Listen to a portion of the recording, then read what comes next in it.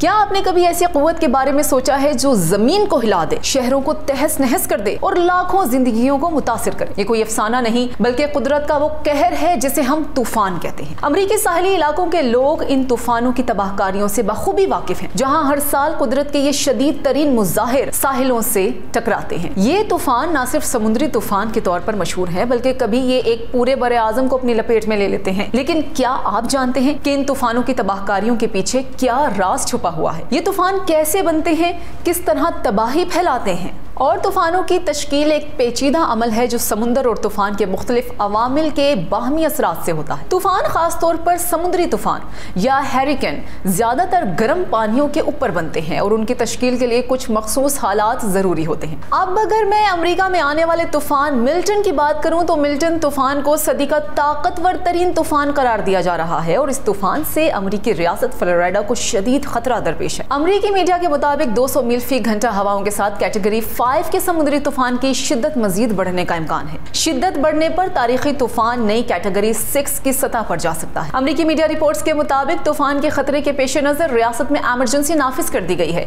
जबकि फ्लोरिडा के मगरिबी साहिली इलाकों से 10 लाख से ज्यादा अफराद को इनखला का हुक्म भी जारी कर दिया गया है। सदर बाइडन ने शहरियों को हिदायत की है कि यह जिंदगी और मौत का मसला है।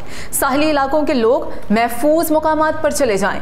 हुकाम की जानिब से साहिली इलाकों से इनखला के हुक्म के बाद फ्लोरिडा की मरकजी शाहराहों पर गाड़ियों की लंबी कतारें लग गई हैं। तूफान के खदशे पर मार्केट्स के शेल्फ अशियाए खुरोनोश से खाली हो चुके हैं। रिपोर्ट्स के मुताबिक समुद्री तूफान बुध को फ्लोरिडा के मगरबी साहली इलाकों से टकराएगा। तूफान के ज़ेरे असर साहली इलाकों में 12 फीट ऊंची लहरें उठने और 15 इंच तक बारिशें होने का इम्कान है।